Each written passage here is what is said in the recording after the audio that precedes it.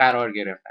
واکنش بین زینک اکساید و اسید فسفوریک گرمازاه. خیلی مهمه این گرمازا بودنش، چون شما برای مخلوط کردنش باید به این نکته توجه داشته باشید. چون واکنش گرمازاست، اگر شما بیایید و به صورت ناگهانی همه این پودر رو ببرید در داخل مایع مخلوط کنید توی جای کوچیک، سریع واکنش میده، گرما به شدت بالا میره و قبل از اینکه شما بتونید خیلی خوب مخلوطش کنید و بتونید داخل رستوریشن قرار بدید، سریع میره به طرف ست شدن.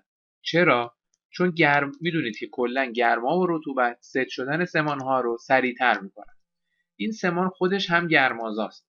وقتی شما مقدار زیادی پودر رو میریزید داخل مایع و به صورت یک سریع میخواد توی یک جای کوچیک مخلوطش بکنید، اتفاقی که میفته اینه که حجم سمان درگیر توی مایع زیاد میشه، به شدت دمای تولید شده رو افزایش میده و در نتیجه سمان میره سریع به طرف ست شدن و شما نمیتونید اون ورکینگ تایم مناسب رو داشته باشید.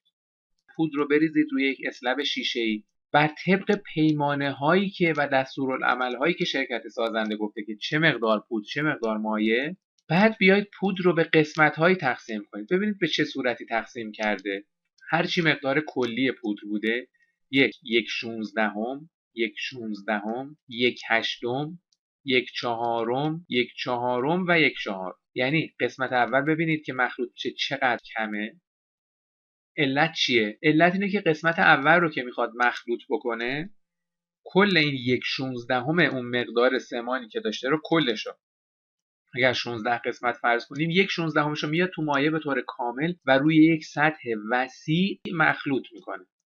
دو تا هست خواهد داشت. یک، وقتی روی سطح وسیعی پخش میشه این یک کوچولو پودری که مخلوط شده توی سمان، حرارت ها به سرعت خارج میشه چون واکنش گرمازاست و نمیتونه باعث تسریع واکنش.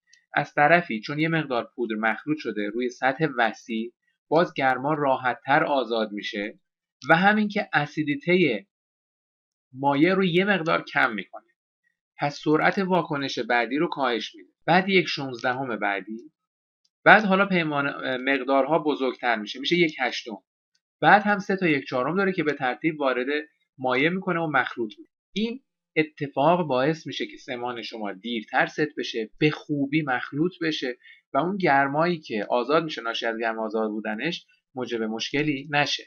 این یه بار دیگه ببینید، حالا طبق پیمانه‌ای که نوشته شده و دستورالعملی که داره روی همون برند خاصی که شما دارید استفاده میکنید حتما نوشته چه مقدار بردارید. مثلا اگر یه دونه پیمانه پودر باشه با مایعش که مثلا گفته 7 تا قطره باشه، شما پودر رو میذارید یه طرف، اون 7 تا قطره مایع رو هم یک طرف اسلب میذارید و به این ترتیب تقسیم میکنید: یک شانزدهم، یک شانزدهم، یک هشتم، یک چهارم، یک چهارم و یک چهارم. از کوچیکتر شروع میکنید مخلوط کردن تا برسید به قسمت‌های بزرگتر.